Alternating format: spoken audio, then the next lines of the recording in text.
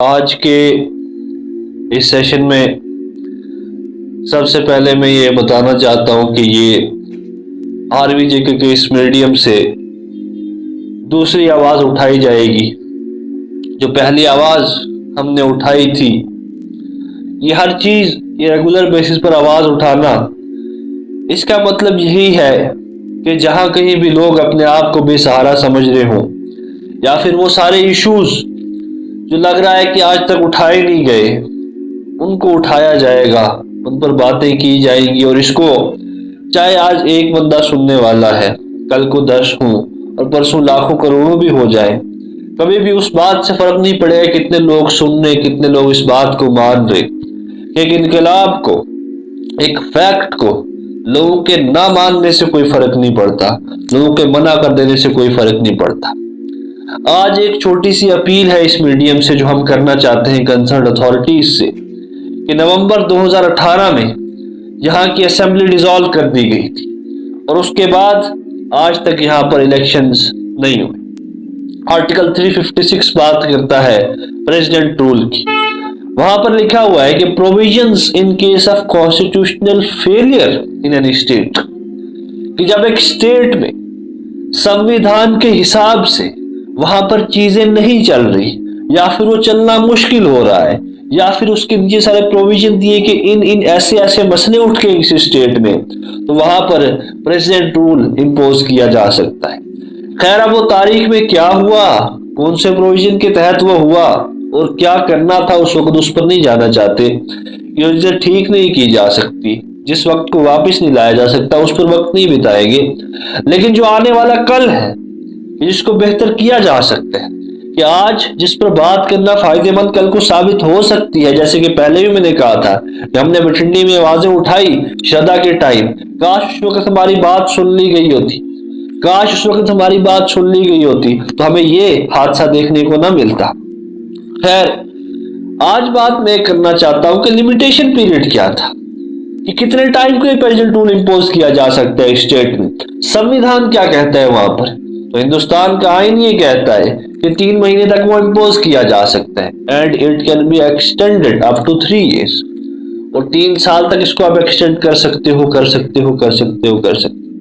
लेकिन supreme court की कुछ जजमेंट से पढ़ने के बाद मुझे कहीं ना कहीं एहसास हुआ कि वो 3 महीने की ड्यूरेशन जब 3 साल में बदल दी जाएगी या फिर 1 साल या 2 साल या उसका टाइम जब एक्सटेंड कर दिया जाएगा, क्या उसमें भी कोई वजूहात होना जरूरी है या नहीं। तो हिंदुस्तान के आईन में कुछ तो एक्सप्रेस प्रोविजन थे, लेकिन कुछ इंप्लाइड प्रोविजन थे, जैसे बेसिक स्ट्रक्चर का प्रोविजन। तो सुप्रीम कोर्ट की जजमेंट्स पढ़ने के बाद, 100 जजमेंट्स पढ़ने के बाद कहीं ना कहीं ये पता चला कि 3 महीने से अगर आप इसका टाइम बढ़ाते हो तो उसके पीछे एक एब्सोल्यूट, एक क्वालिफाइड, एक कॉन्स्टिट्यूशनल रीजन होना बड़ा जरूरी है,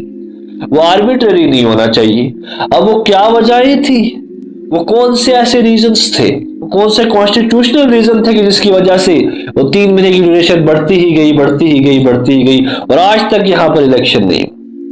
खैर, आज यहाँ पर सिर्फ एक छोटी सी अपील है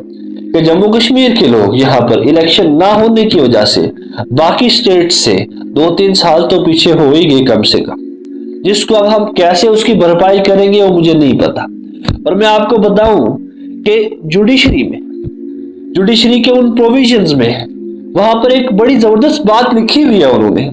कि डेमोक्रेसी में, जमहूरियत में सबसे बेहतर चीज, सबसे पावरफुल राइट जो एक सिटीजन का है वो है उसका राइट टू वोट। वोट आपकी ताकत थी, वोट आपकी ताकत है। और अफसोस से कहना पड़ता है कि जम्मू कश्मीर के लोगों ने 3 साल से अपने उस सबसे मजबूत ताकत का इस्तेमाल नहीं किया, उस वोट का इस्तेमाल नहीं किया, और वो 3 साल जो नहीं इस्तेमाल किया उसकी कैसे भरपाई होगी मैं उसको नहीं जानता। वो हमें उन लोगों से सवाल करना है कि क्या हुआ कि अभी तक यहाँ पर इलेक्शन नहीं हुए, कौन सी ऐसी कॉन्स्टिट्यूशनल वजूहात थी कि इनकी वजह से आप डिले करते ही चले गए, डिले करते ही चले गए। उसके बाद दूसरी बात, आप यहाँ पर देखें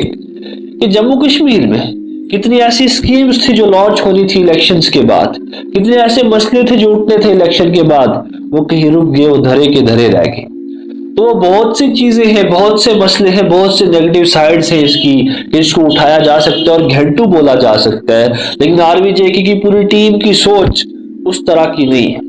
आरबीजेके की पूरी टीम की सोच वो कुछ और सोचती है, और वो ये कहती है कि जो चीजें बेहतर की जा सकती है हम क्यों ना उस पर बात करें,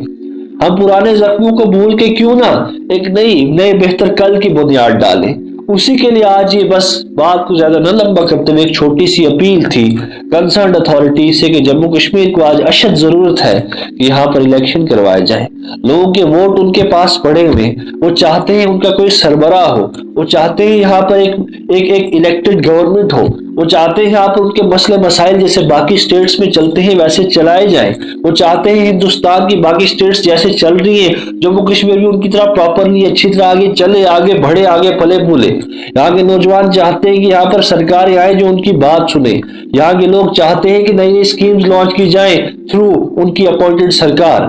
तो बहुत सी चीजें जो यहाँ पर चाहते हैं, मैं अपनी बात ज्यादा न लंबा करते हुए आरबीजेके के माध्यम से कंसर्न अथॉरिटी से यह अपील करूंगा कि जम्मू कश्मीर की इस यूटी में जल्द से जल्द इलेक्शन करवाए जाए, कि इसकी आज अशद जरूरत है यहाँ के लोगों को, यहाँ के नौजवानों को और जम्मू कश्मीर के कल को।